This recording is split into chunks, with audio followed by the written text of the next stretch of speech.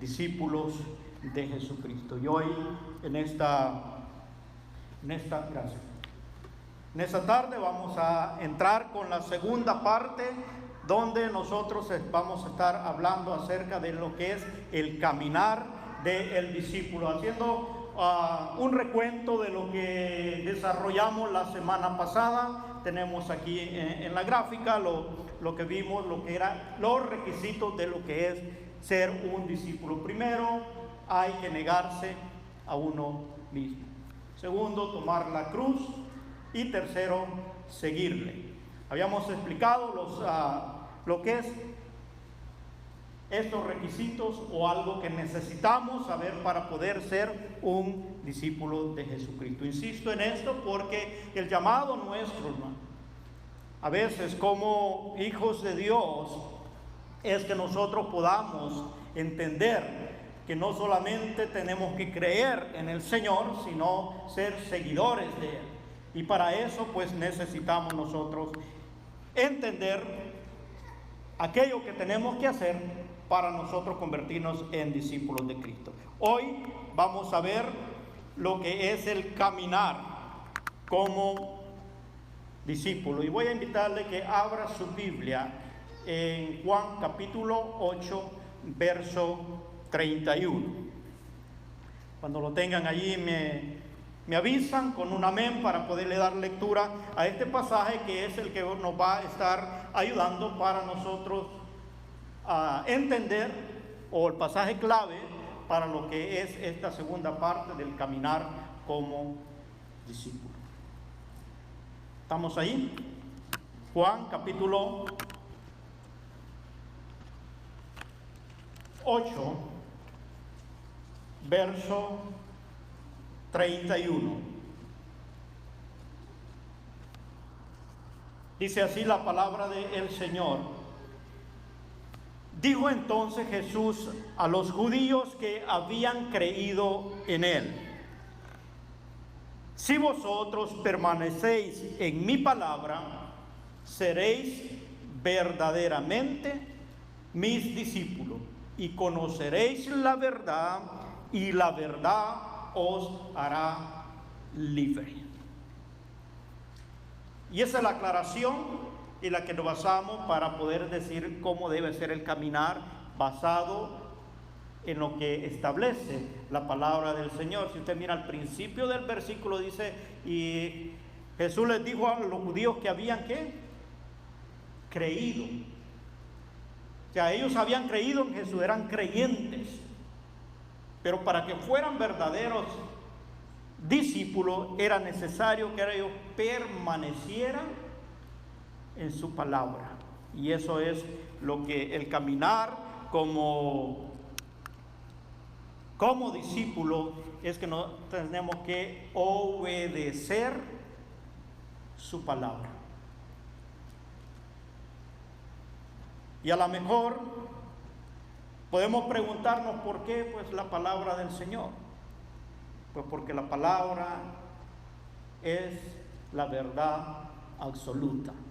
Es decir, que no cambia, que no tiene variación, que pueden pasar diferentes corrientes ideológicas, maneras de pensar de los hombres, pero la palabra permanece para siempre. Dice la Escritura que el cielo y la tierra pasará, mas su palabra no pasará. Es muy importante en los tiempos que nosotros estamos viviendo entender este concepto acerca de la palabra revelada, la Biblia, lo que nosotros conocemos, 66 libros que contienen las Sagradas Escrituras. 39 en el Antiguo Testamento, 27 en el Nuevo Testamento, escrita casi alrededor de 1500 años por 44 o 45 por ahí hombres inspirados por el Espíritu Santo. Y esto es esa verdad revelada en la cual debemos de obedecer para nosotros ser discípulos de Cristo, seguidores de Él. porque eso es lo que nos va a mantener en esa condición o en esa dirección como discípulos, debido a la gama de información y a las diferentes corrientes que ahora lanzan información. Es necesario que uno tenga bien claro la verdad revelada en la palabra del Señor. De hecho, el Señor Jesucristo, antes de partir, cuando estaba con sus discípulos, Él hace una oración al Padre. Y ahí en el mismo libro de Juan, por el capítulo 17, verso 17, Él hace esta plegaria al Señor y le dice: santifícalos en tu verdad, tu palabra es verdad. El santificar quiere decir apartado para Dios. Y de esa manera es que él le estaba rogando al Padre, le decía: apártalos para ti en tu palabra. Es decir, que conozcan y que sigan y obedezcan esa palabra, porque esta es la que nos va a llevar a estar apartado para Dios y haciendo aquello que Dios quiere. Como hijos de Dios, nuestro caminar debe ser en todo tiempo, en todo lugar, en todas las áreas donde nos desenvolvemos, en el rol que nos toca desempeñar dentro de la familia, dentro de la sociedad. Siempre tiene que haber una dirección del estilo de vida que nosotros vivimos. ¿De dónde vamos a agarrar esa dirección? De la palabra del Señor. Por eso es que insistimos, por eso exhortamos a que conozcamos la palabra del Señor, porque esa nos va a dar la dirección necesaria en el momento en que nosotros tengamos que tomar decisiones en nuestra vida. Hay personas que se dicen creyentes, pero a veces no saben qué hacer a la hora de tomar una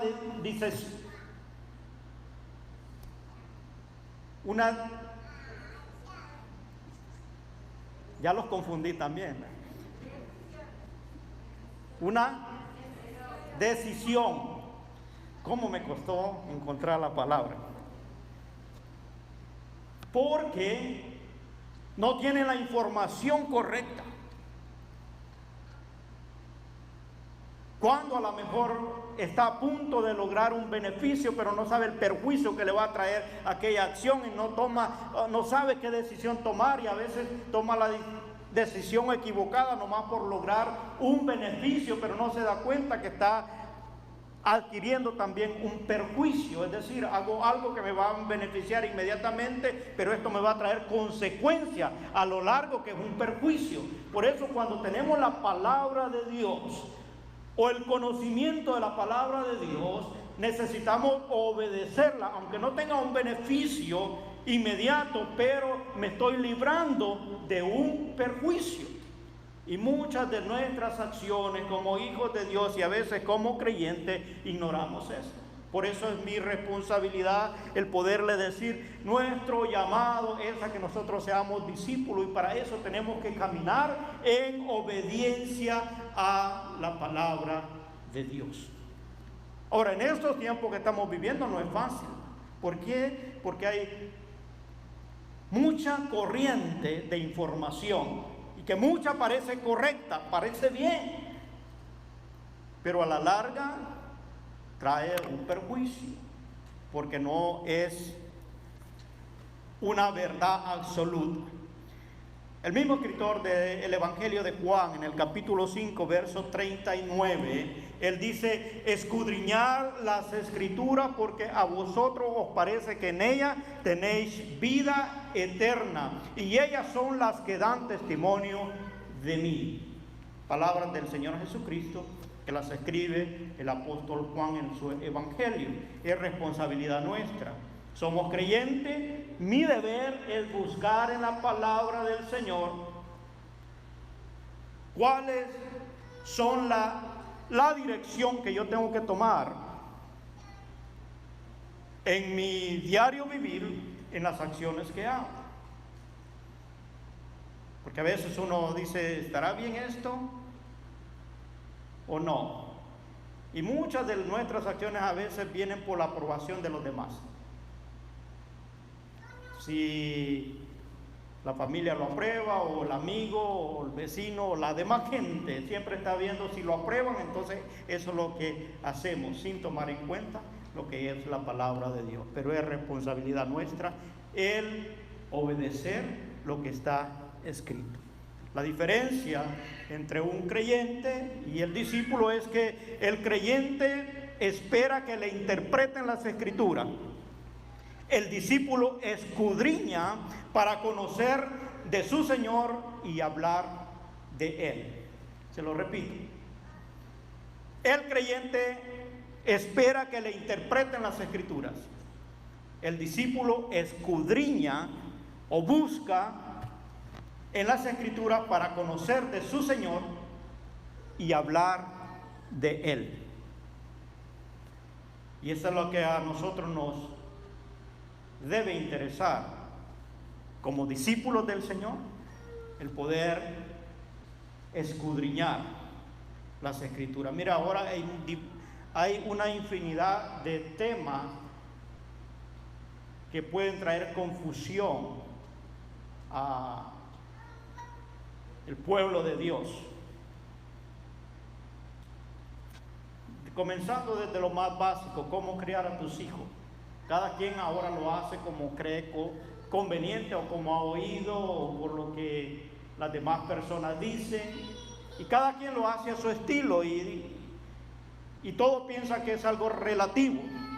Más sin embargo, tenemos un manual de vida donde Dios nos instruye en la forma como tenemos que inculcar los valores que Dios ha establecido para la familia y para el ser humano, para poder ser de bien en medio de una sociedad o dentro del núcleo familiar. Entonces, esta responsabilidad nuestra es de nosotros saber cómo podemos entender esa verdad y cómo poderla aplicar, independientemente a cuál sea la cultura, los patrones de conducta que impone una sociedad.